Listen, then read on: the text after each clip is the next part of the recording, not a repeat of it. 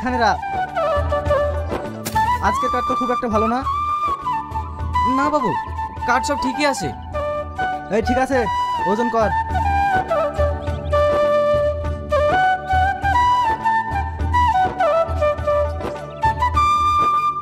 কতটুকু হলো? বাবু 1 মণ। ঠিক আছে, কাঠটা রেখে আমার কাছে আয়।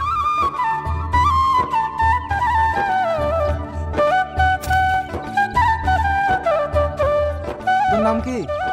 শাহিন। তোর আব্বার নাম কি? আব্বার নাম মানে মানে মানে কি? আব্বার নামটা বল। জানি না। নিজের আব্বার নামটা জানিস না? এ আবার কেমন কথা? বাড়ি গিয়ে তোর মায়ের সাথে জেনে নিবি। ঠিক আছে বাবু। এই নে ধর।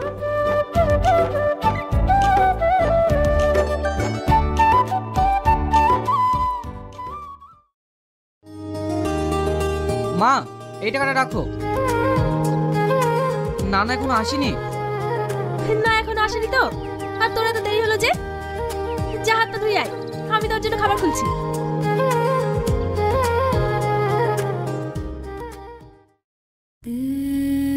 মা, আমার আব্বার নাম কি?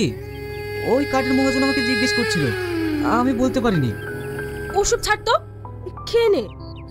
না মা, তুমি যতক্ষণ না বলবা ততক্ষণ আমি কিচ্ছু খাবো না। ওসব বকিস নি তো, আগে খেয়ে নে। ও, তুমি আব্বার নাম বলতে পারবে না? তার মানে আমি বাবু,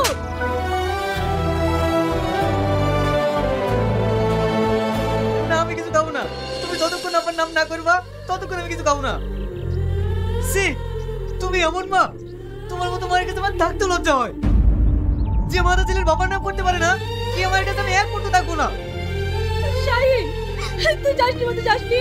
শাহিন, তুই যাসনি মতো যাসনি। শাহিন,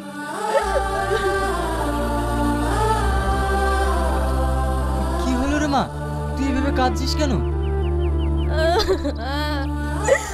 আব্বা, আমার শাহিন সে আমাকে ভুল বুঝে চলে গেল। আমার শাহিন আমাকে ছেড়ে চলে গেল আব্বা।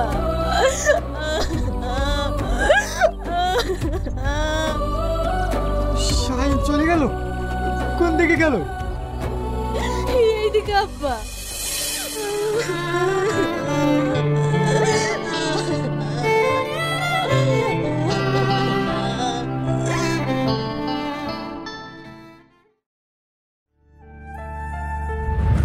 কে বাবা তুই একাই জঙ্গলের মাঝে?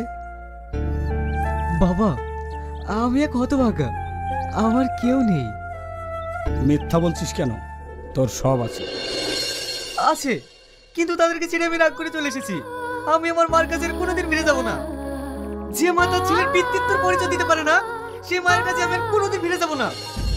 তোর মার কোনো দোষ নেই রে, কিন্তু তুই যেখানে ছিলি সেটা তোর আপন মা না হলেও আপনার থেকে অনেক বেশি। কি বলছেন বীর বাবা? ওটা আমার আপন মা নয়। তাহলে আমার মা কে? তোর মাকে সেটা আমি বলবো না, কিন্তু সময় হলেই তুই সব জানতে পারবি। কিন্তু তুই যে মার কাছে মানুষ হয়েছিস সে কোনো পাপ করেনি। তুই জানিস তোকে মানুষ করার জন্য নিজের দেশটা ত্যাগ করে এই জঙ্গলে এসে বাসা বেঁধেছি, নিজের সুখ বিসর্জন দিয়েছি, এমন তুই বিয়েটা পর্যন্ত করেনি, আর সেই মাকে ছেড়ে তুই চলে এলি। বড় অন্যায় করেছিস। যা এক্ষুনি সেই মায়ের পা ধরে ক্ষমা চেয়ে নিবা, আর সময় হলেই সব বুঝতে পারবি। হক রব্বানা।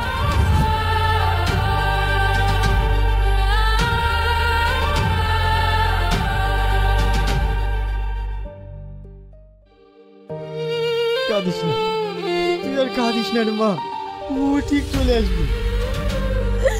না আব্বা, ও আর কোনোদিন আমার কাছে আসবে না।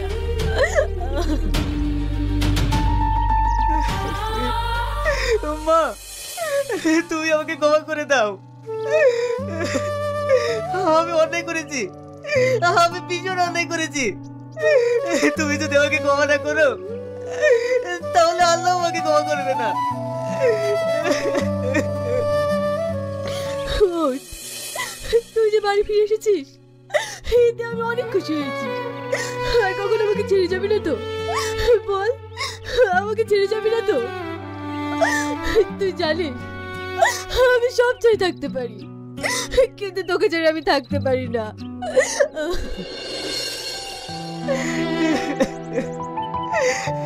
না মা, তোমাকে ছেড়ে আমি আর কোথাও যাবো না। তুমি বোন, তুমি বড় বোনের মানুষ। দেখলি তো রে মা, শাইন তোকে ছাড়া কোনোদিনই থাকতে পারবে না। নানু আয় ভাই, আমার বুকে আয়।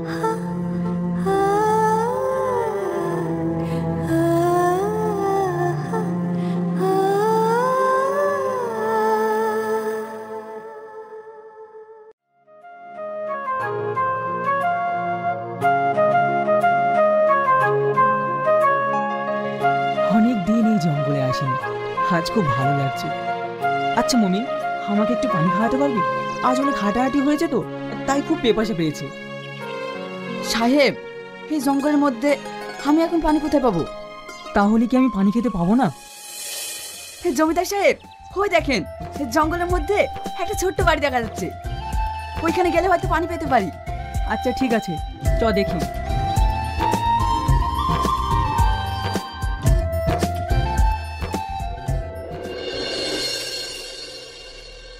বাড়িতে কেউ আছো? আপনাদেরকে তো ঠিক চিনলাম না। আমি এখানকার জমিদার, আর এটা আমারই জঙ্গল। এখানে তুমি বাড়ি করেছো, ওই আমাকে তো কিছু জিজ্ঞাসা করোনি? আমরা খুব গরিব মানুষ, জায়গা কেনার সামর্থ্য আমাদের নেই, তাই আপনার জায়গায় আমরা ছোট্ট করে ঘর করে আছি। আপনি যদি বলেন আমরা আজকেই এখান থেকে চলে যাব। না না, চলে যাওয়ার কথা তো আমি বলিনি। তোমার বাড়িতে এক গ্লাস পানি হবে? আমার ভীষণ পেপাসা পেয়েছে। রামিসা, এক গ্লাস পানি লিয়ে আয় তো মা। হ্যাঁ পানছি।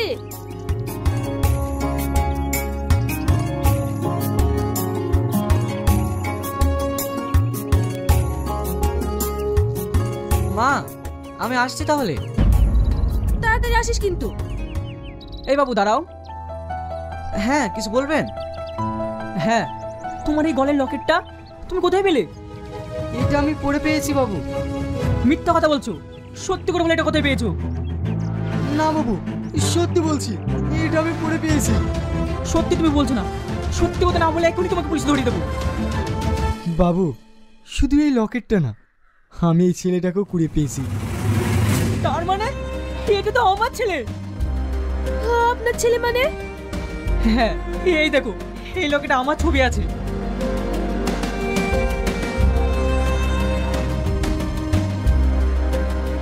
তাহলে ওই জঙ্গলে কিভাবে এলো? একদিন আমি বাড়িতে রাত্রিবেলা শুয়ে আছি। এই দরজা খোল, যদি দরজা না খুলিস তাহলে কিন্তু দরজা ভেঙে ফেলবো। আমার ছেলেদের গায়ে হাত। দোষ না, তুমি বাবুকে নিয়ে এই জঙ্গলের রাস্তা দিয়ে পালিয়ে যাও, নাহলে ওরা আমাদেরকে শেষ করে দেবে। না, তোমাকে ছেড়ে আমি যাব না, তুমিও চলো।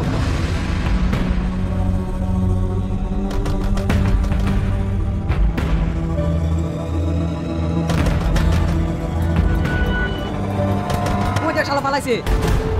ধর শালাকে, সাল্লুর সাথে পাঙ্গা।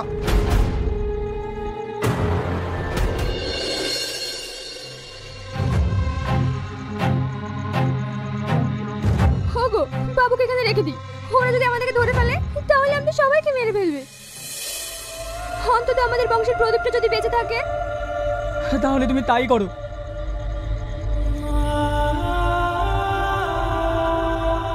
হে আল্লাহ, আমি আমার বাচ্চাকে তোমার ভরসায় রেখে গেলাম, তুমি ওকে রক্ষা করো। ওই দাঁড়া বলছি, দাঁড়া, নইলে কিন্তু আমি গুলি করবো।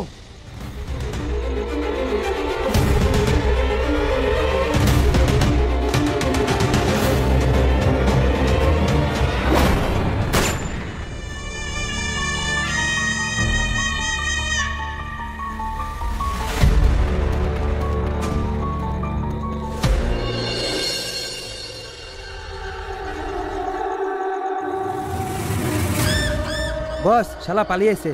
পালিয়ে যাবে কোথায়? ধরা তো একদিন একদিন পড়তেই হবে। চল।